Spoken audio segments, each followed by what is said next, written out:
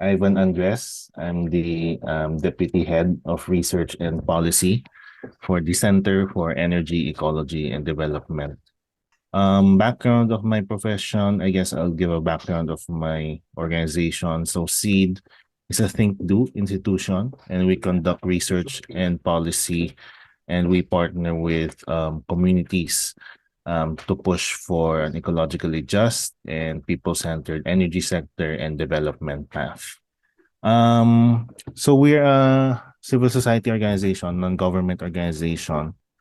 We're non-profit, and we strive to push for these advocacies, and we like I mentioned, we partner with different communities and as well as different organizations pushing for similar advocacies. um, yeah, I've been working in the environmental sector for about 4 years now. Climate change is the very rapid and unusual, we could say, out of the ordinary increase or decrease of temperature, global temperature. In our movement, we call it a climate crisis. We call it climate crisis because it merits, because of the immediate danger that we're seeing. It merits immediate response from our governance, as well as pooled response or collective response coming from all nations in the world. The reason for climate change, the reason for global warming, are anthropogenic activities or human-induced activities.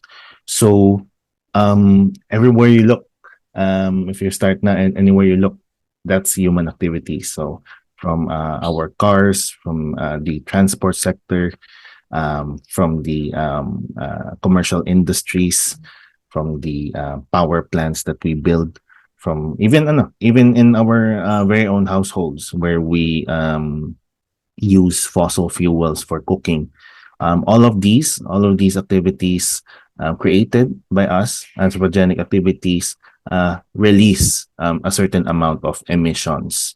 And these emissions are contribute to what we call the global warming effect or the greenhouse effect, which traps the heat in our atmosphere, creating for a rise of temperature globally.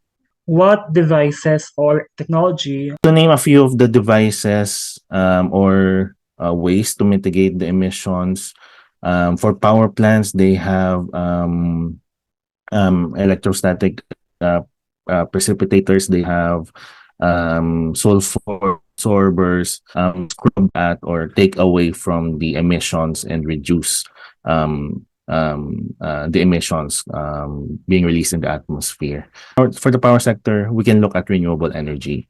So renewable energy, as opposed to fossil fuels, do not emit greenhouse gas emissions, as well as they don't use fossil fuels. So definitely, if we were to transition into a renewable energy dependent power sector, then we could see a very rapid and drastic decline in greenhouse gas emissions. For the transport sector, of course, we're developing the electronic vehicles. So much like renewable energies, if a automobile is not using fossil fuels like oil, gas, and diesel, then it would not emit greenhouse gas emissions. What is your stance or perspective on the urgency? We should be doing utmost effort, especially in part for the national government, to do the best that we can as a country to mitigate the climate crisis. If we see through a future where it's reliant on renewable energy, if we see through a future that is less carbon intensive, less carbon footprint, then definitely we can do our part in order to reduce the contribution of our country the climate crisis.